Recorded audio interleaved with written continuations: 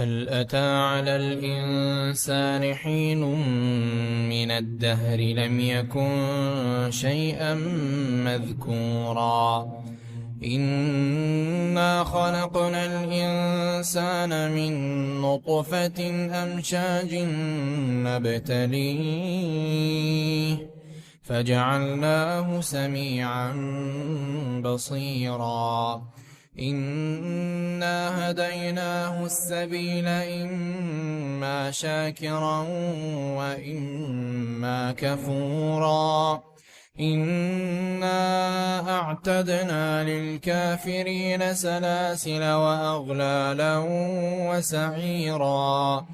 إن الأبرار يشربون من كأس كان مزاجها كافورا عينا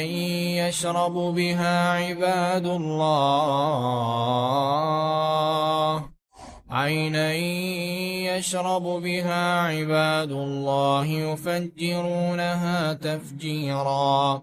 يوفون بالنذر ويخافون يوما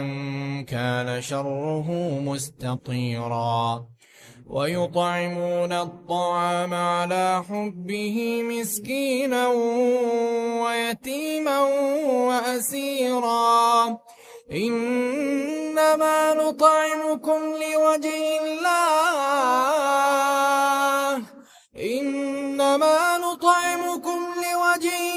الله لا نريد منكم جزاء ولا شكورا إنا نخاف من ربنا يوما عبوسا قمطريرا فوقاهم الله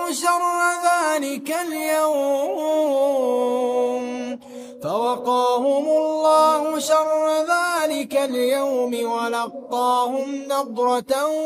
وسرورا وجزاهم بما صبروا جنة وحريرا متكئين فيها على الأرائك لا يرون فيها شمسا ولا زمهريرا ودانية عليهم ظلالها وذللت قطوفها تذليلا ويطاف عليهم بآنية من فضة وأكواب كانت قوارير من فضة قدروها تقديرا ويسقون فيها كأسا كان مزاجها زنجبيلا عينا فيها تسمى سلسبيلا ويطوف عليهم ولدان مخلدون إذا رأيتهم حسبتهم لؤلؤا منثورا وإذا رأيت ثم رأيت نعيما وملكا كبيرا عاليهم ثياب سندس خضر واستبرق وحلوا أساور من فضة وسقاهم ربهم شرابا طهورا إن هذا كان لكم جزاء وكان سعيكم مشكورا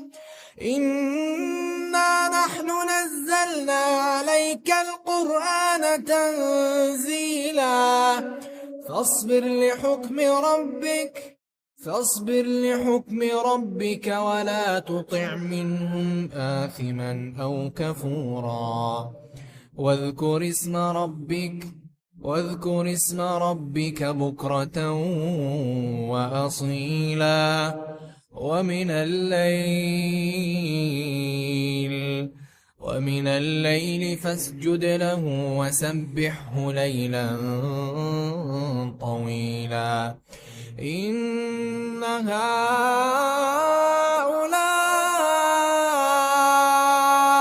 يحبون العاجلة ويذرون وراءهم يوما ثقيلا نحن خلقناهم وشددنا أسرهم وإذا شئنا بدلنا أمثالهم تبديلا إن هذه تذكرة